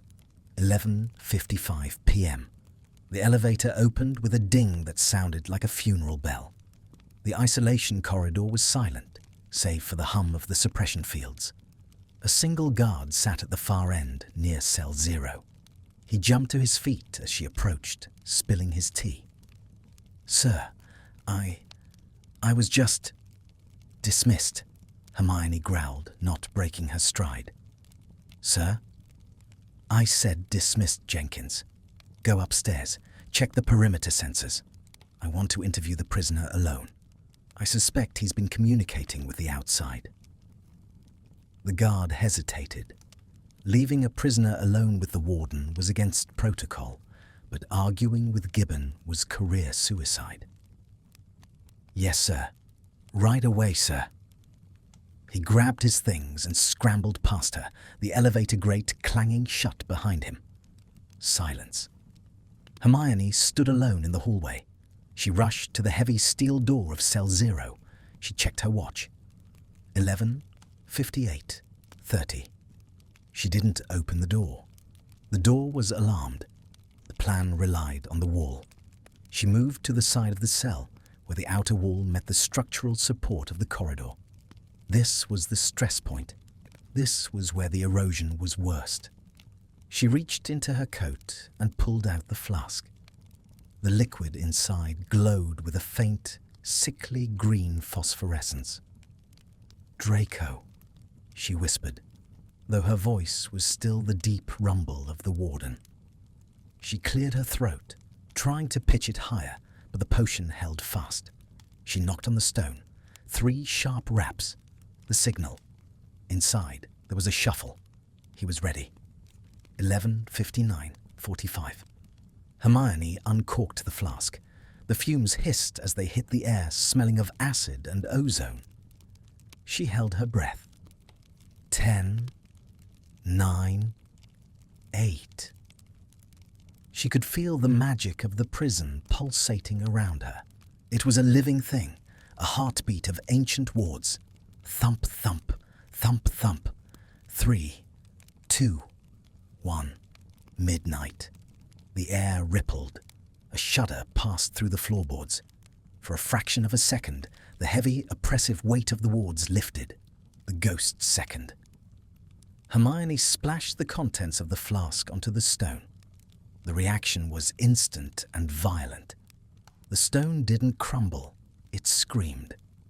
A high-pitched, sizzling sound tore through the silence as the rock turned into a thick, grey slurry, melting like wax or under a blowtorch.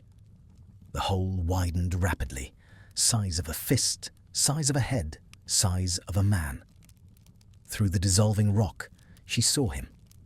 Draco was standing right there, pressed against the wall. He was shaking, his eyes wide with terror and adrenaline. He looked at the hulking form of the warden standing in the corridor. "Granger," he whispered, uncertain. "Move!" Hermione roared, the warden's voice cracking. She reached through the hole, ignoring the searing heat of the melting stone, and grabbed his collar. She yanked him through.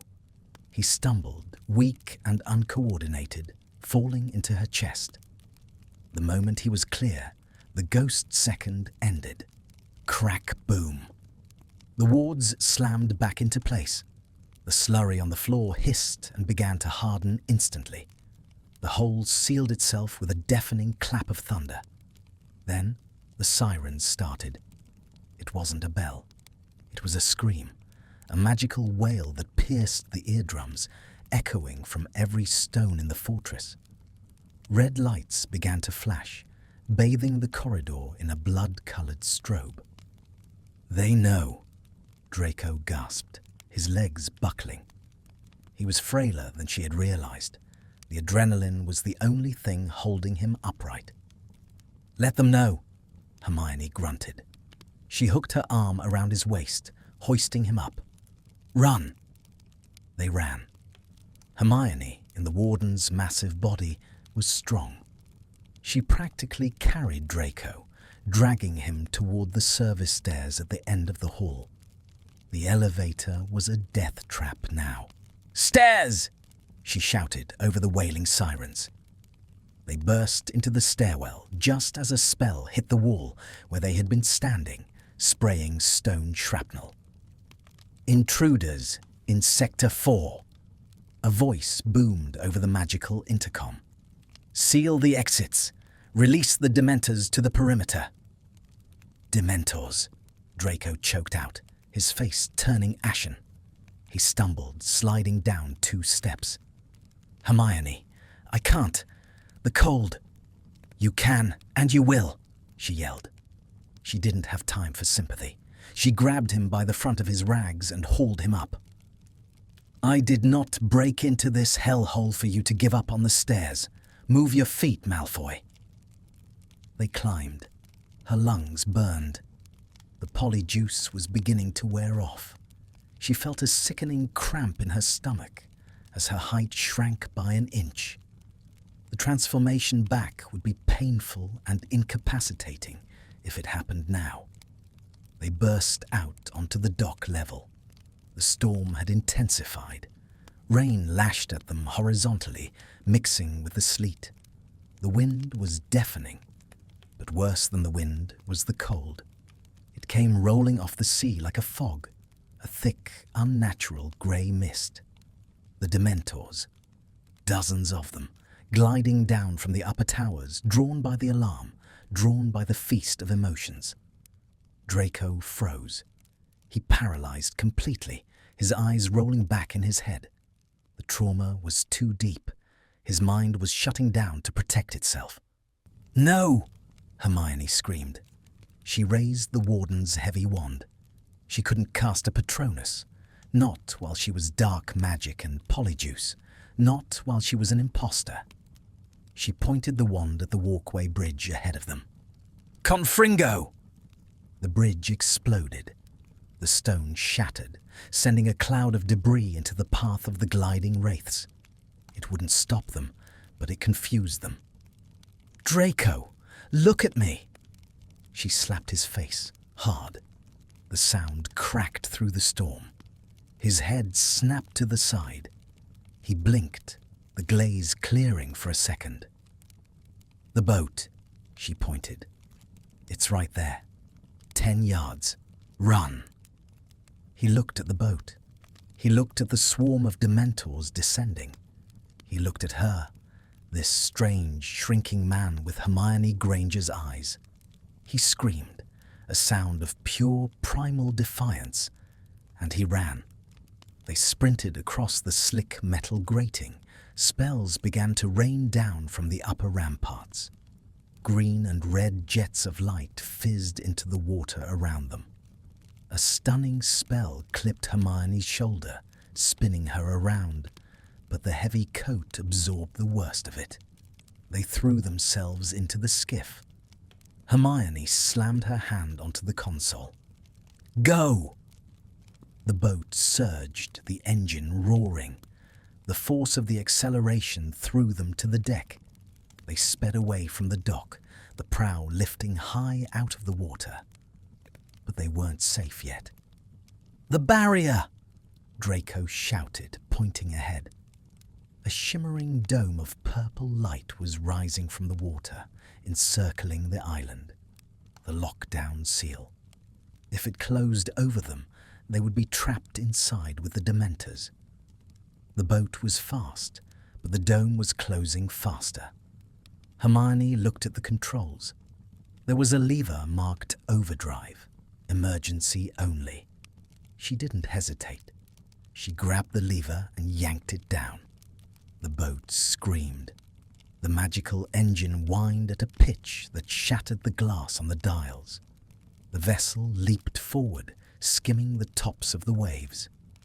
"Hold on!" she screamed, grabbing Draco and pinning him to the floorboards. They hit the barrier.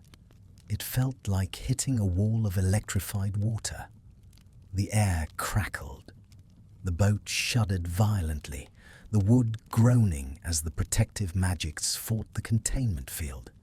Sparks showered down on them.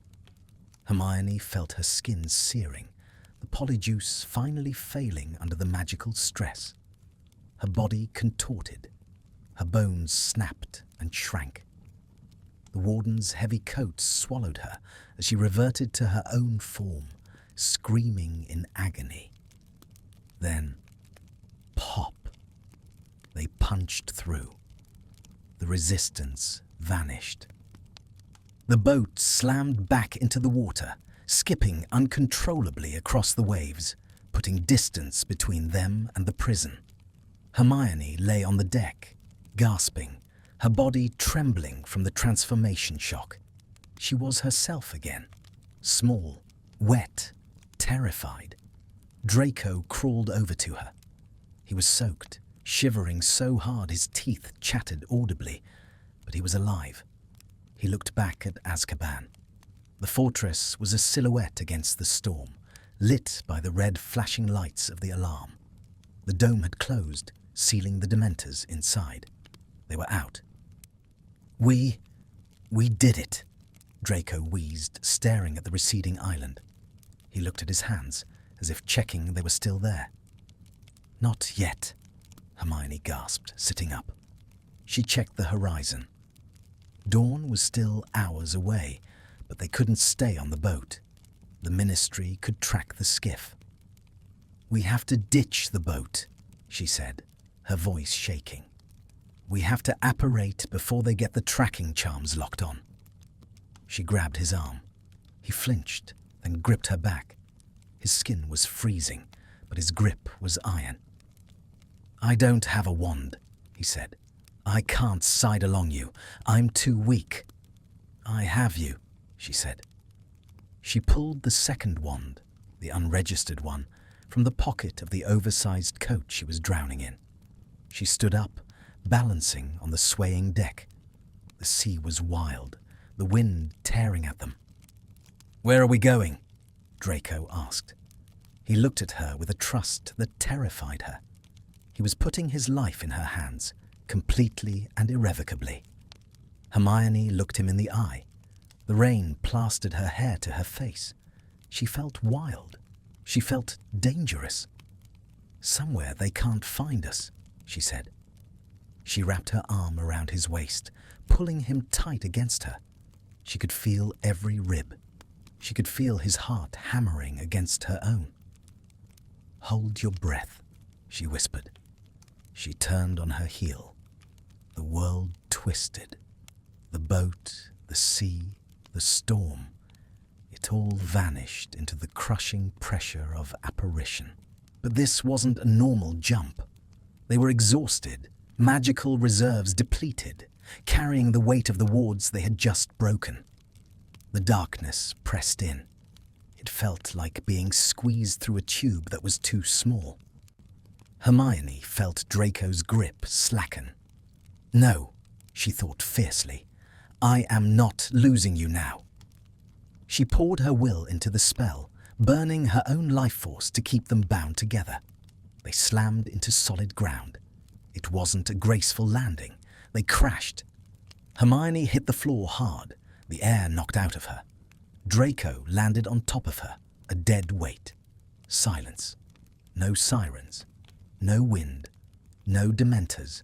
Just the sound of rain on a roof and the crackle of a dying fire in a grate. Hermione lay there for a moment, staring up at the wooden beams of the safe house ceiling. Her body ached everywhere. Her arm was bleeding. She pushed Draco off her gently. He rolled onto his back, groaning. "Draco," she whispered. He didn't answer. His eyes were closed. His face was deathly pale. Hermione scrambled to her knees, panic rising in her throat. She pressed her fingers to his neck. A pulse. Weak, erratic, but there. She collapsed back onto her heels, letting out a sob that was half laugh, half scream. They were free. But as she looked at him, unconscious, broken, wearing the rags of a prisoner, she knew the escape was just the beginning. The adrenaline was fading, and in its wake, the reality of what she had done crashed down on her. She was a fugitive. He was a convict, and the entire world was about to come hunting for them. Hermione crawled over to him and curled up on the floor beside him, pulling the heavy trench coat over them both. She placed her hand on his chest, feeling the rise and fall of his breath, needing the tactile proof that he was real. "I got you," she whispered into the quiet room. "I got you." Outside, the wind howled, but it couldn't reach them. Not tonight. The silence was the loudest thing Hermione had ever heard. After the screaming of the sirens, the roar of the wind, and the bone-grinding noise of the wards shattering, the quiet of the safe house felt heavy, almost oppressive. It was a small stone cottage perched on a cliff edge in the Hebrides, a place forgotten by maps and men. Outside, the storm had finally exhausted itself, leaving behind a sky the color of wet slate and a sea that breathed in long, slow heaves. Inside, the only sound was the crackle of the fire Hermione had coaxed from damp logs and the rhythmic drip of water from a cloth into a basin. Draco sat on the edge of the narrow bed, stripped to the waist. He was shivering, though the room was warm. Azkaban was not a temperature. It was a condition of the blood, and it would take days, maybe weeks, to thaw him out. Hermione knelt between his knees, a bowl of steaming water on the floor beside her. She dipped the rag, wrung it out, and pressed it to the laceration on his chest, a souvenir from the boat's console when they had hit the barrier. He hissed, his muscles contracting under her hand. "Sorry," she whispered. Her voice was raspy, wrecked from the shouting and the sea salt. "It's fine," he murmured. He didn't look at his wound. He looked at her. He watched her with a terrifying intensity, tracking every movement of her hands, every flicker of her eyes. He looked at her as if he were trying to memorize a hallucination before it vanished. Hermione focused on the task. It was easier to be a healer than to be a woman who had just committed high treason. She washed away the grime of the prison, layers of grey dust, old sweat, and the residue of the dark magic that clung to the walls of Cell 0. As the dirt vanished, the man underneath emerged. He was painfully thin, his ribs pressed against his pale skin like the hull of a starving ship. The dark mark on his left forearm was faded, a silver scar against the white. But the other scars, the ones from the war, the ones from the prison, were angry and red. She traced the line of a bruise on his shoulder, her fingers trembling slightly. "You're shaking," he said. His voice was gaining strength, the rasp of disuse slowly fading. "I'm running on adrenaline fumes," she admitted, dipping the cloth again. "And I think I might be in shock." "You think?" Draco let out a dry, incredulous huff of laughter. He reached out and caught her wrist, stopping her hand mid-air. "Hermione, look at me." She stopped. She lifted her eyes to his. The name hit her harder than the touch. He had called her Hermione, not Granger, not the warden, just her. "You did it," he said, and the wonder in his voice broke her heart a little. "You actually did it. We're out." "We're out," she repeated, the reality finally settling in. "And we can never go back." Draco's grip on her wrist tightened. His expression darkened, the guilt surging back up. "You can't go back. That's what this means. They'll hunt you. They'll put your face on the front page of the Prophet. You're not the Golden Girl anymore. You're a fugitive." "I know." "Why?" The word was a plea. He searched her face, desperate to understand the logic, the equation that could justify this outcome. "I am not worth this. I am a wreck. I have nothing to give you but a life on the run. Why did you burn your world for me?" Hermione set the cloth down in the basin. The water had turned grey. She didn't pull her hand away from his grip. Instead, she moved closer, invading the space between his knees until she was pressing against his legs. "Because the world I burned was a lie," she said softly. "I spent 6 months being celebrated for a justice system that was rotting from the inside. I sat in meetings, I signed papers, I smiled at parties, and I felt like I was dying." She reached up and touched his face, her thumb brushing the sharp line of his cheekbone. He leaned into her palm instinctively, closing his eyes. "You were the only thing that felt real," she whispered. "My guilt over you. My anger for you. It was the only honest thing I had left. Saving you wasn't about being noble, Draco. It was about saving the part of myself that could still feel something." Draco opened his eyes. They were wet, swimming with an emotion too vast to name. "You saved me," he choked out. "You pulled me out of the wall. I felt your hand. It was the only warm thing in the universe." "I'm here," she said. "I'm not going anywhere." The air in the room shifted. The exhaustion, the fear, the cold, it all receded, replaced by a sudden, overwhelming gravity. There were 2 bodies in a small room at the edge of the world, bound together by a crime that could never be undone. Draco looked at her lips. The hunger she had seen in the prison, the hunger for life, for connection, flared up, raw and unguarded. "Granger," he breathed, a warning and an invitation. "Hermione," she corrected. She didn't wait. She bridged the distance. It wasn't a tentative first kiss. There was no hesitation, no testing of the waters. It was a collision. Hermione pressed her mouth to his, and Draco shattered. He made a sound low in his throat, a growl of possession, and his hands flew to her, tangling in her wet, matted hair, pulling her closer. He kissed her like a man starving, like a man who had forgotten that he was allowed to want things.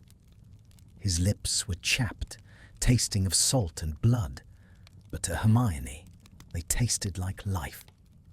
She opened to him, drinking in his desperation, giving him her own. He pulled her up, dragging her onto the bed with him. The movement was clumsy, frantic. They were a tangle of limbs and wet clothes. Hermione straddled his lap, her hands gripping his shoulders, feeling the fragile bones beneath the skin. She wanted to be gentle, to protect him, but the fire inside her demanded something else. It demanded proof of life. Draco's hands roamed over her back, tracing the spine through her shirt, as if checking she was solid. He broke the kiss to bury his face in her neck, inhaling sharply. "You smell like rain," he murmured against her skin, his voice trembling. "You smell like freedom." "I am freedom," she whispered, tilting her head back, exposing her throat to him. "I'm yours." He bit her, a sharp, stinging graze on the sensitive skin of her neck, and she gasped, arching into him. It wasn't pain. It was a claim. It was an anchor dropped in a storm. "I thought I'd die in there," he confessed, his lips moving against her pulse point. "Every night I thought, this is it. I'll fade away." But then you showed up, with your books and your chocolate and your impossible, stubborn Gryffindor righteousness.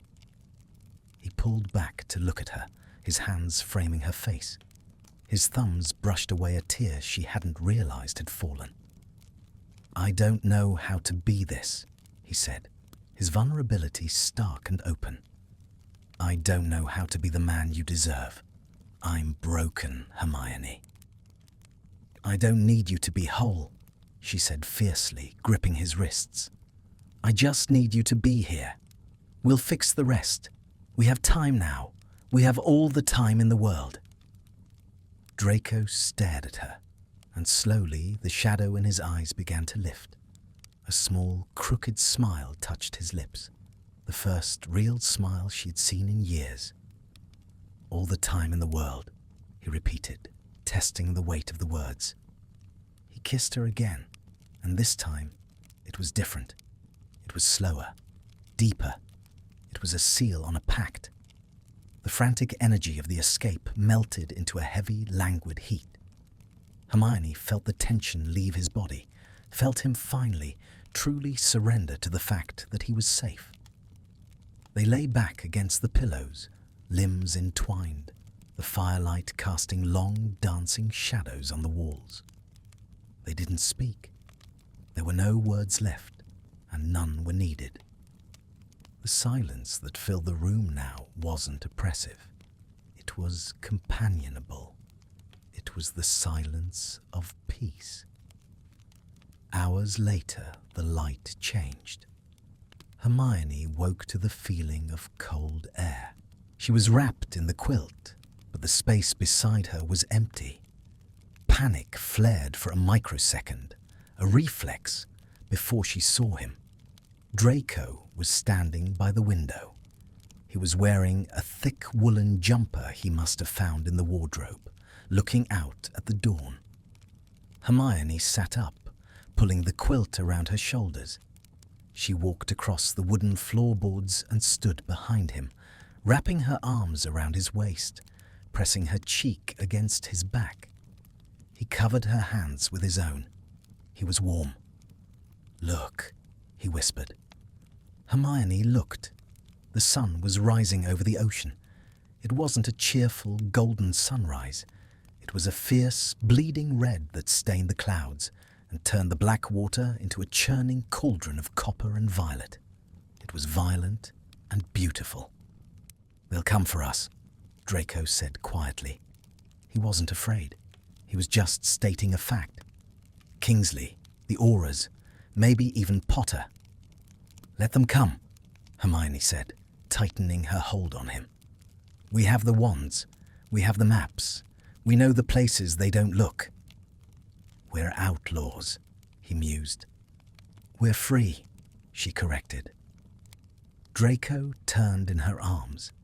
He looked healthier already, the morning light softening the hollows of his face. He looked at her with a clarity that took her breath away. The prisoner was gone.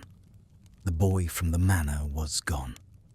The man standing before her was something new, forged in the dark, tempered by her hand. I never asked you, he said softly. What happens now? What is the plan?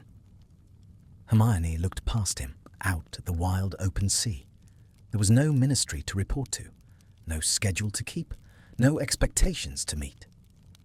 The future was a blank page, terrifying and exhilarating. She looked back at Draco. She saw the challenge in his eyes and the love that underpinned it. Now, she said, a slow smile spreading across her face. Now we live. Draco leaned down and kissed her forehead, a gesture of reverence. Then he turned back to the window, his hand finding hers and interlacing their fingers. I can do that, he said. They stood together, watching the sun burn the mist off the water. The world out there was dangerous, hostile, and hunting them. But in here, in the quiet space between two heartbeats, they had won. Hermione Granger had broken the law to find justice. Draco Malfoy had broken his pride to find life. And as the first true light of day hit the cliffs, sealing the darkness of Azkaban into the past, they knew one thing with absolute certainty. They were worth it. The story of Draco and Hermione is not just about magic, it is about the choices we make. In the beginning, Hermione followed the law. They believed justice was always black and white, but then she saw the truth. She saw a broken man in a dark cell. She realized that sometimes the law is cold and unfair. Draco was lost in his past.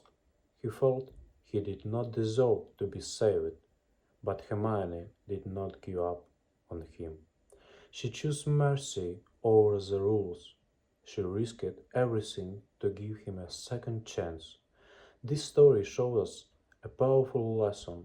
Love is not always easy. Sometimes love means breaking the world to fix a hurt. It means standing in the gray area between right and wrong. They lost their old lives, but they found each other, and in the end, that was the only thing that mattered. Thank you for listening to this journey. Remember, it is never too late to choose kindness.